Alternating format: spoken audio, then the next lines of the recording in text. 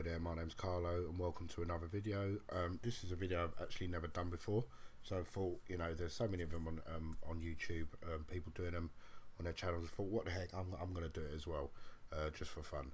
So this is basically a tour of my dock, which should be fun, on my 12 core Mac Pro.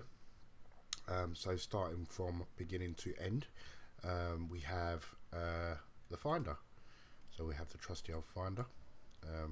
Comes with pre-built or preloaded with every Mac you buy, which is very, very cool.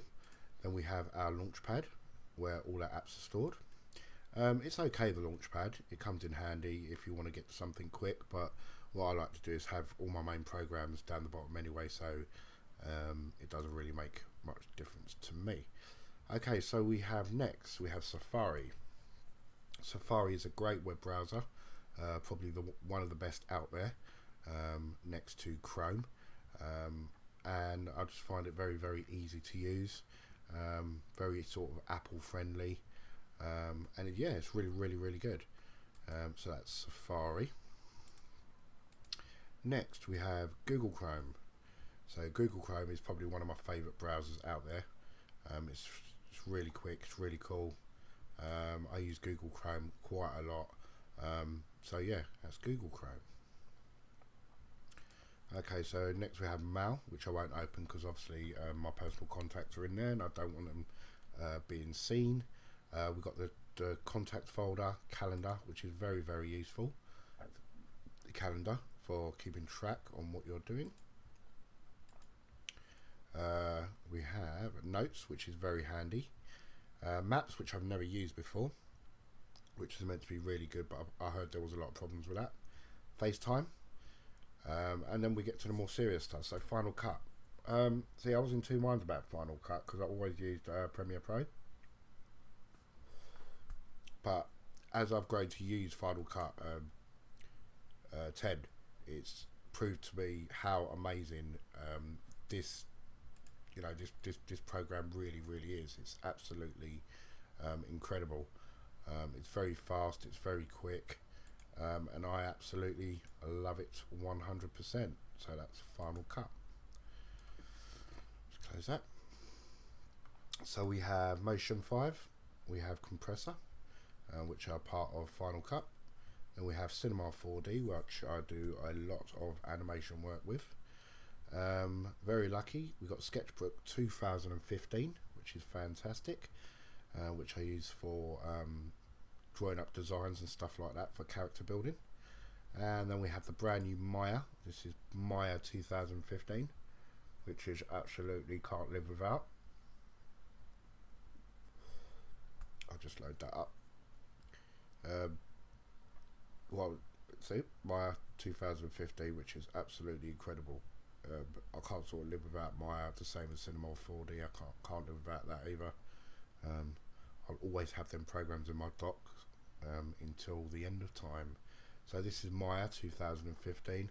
Not a lot of difference over the 2014 version, but they have added a couple of bits and pieces in it, which makes workflow a lot more easier and tidier. So that's Maya. So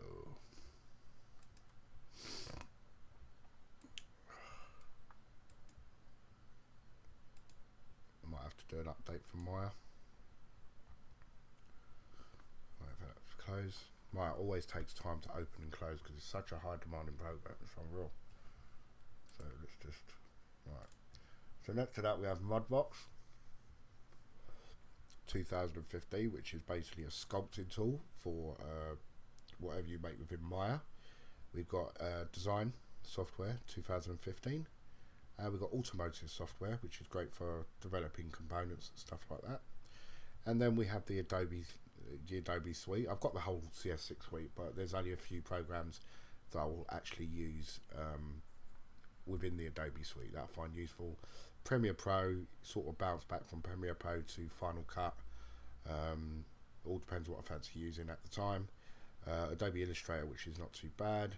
After Effects, which I'm quite proud of because I've got practically every single plugin ever developed for After Effects, so I'm quite I'm quite proud of the collection of After Effects components I got for that.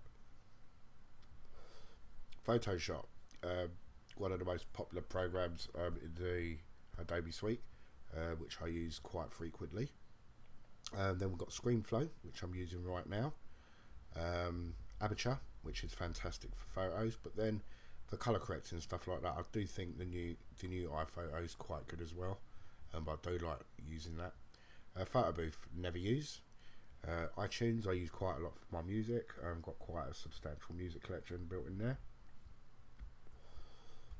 Again, like I say, iPhoto, the new one is pretty good. iBooks, never really used because I've got Kindle Fire. App Store, always been used. And Preferences as well. So yeah, I mean, I've got a few more sort of bits in my Launchpad, you know, the Game Center and stuff like that, which is basically comes with Mavericks anyway. iStats, which is my controller for my temperatures up here, and that's basically it really, guys. That is my dock tour for my 12 core Mac Pro. So I hope you've enjoyed this video, and stay tuned for more videos. Please give this a thumbs up and subscribe. Cheers guys.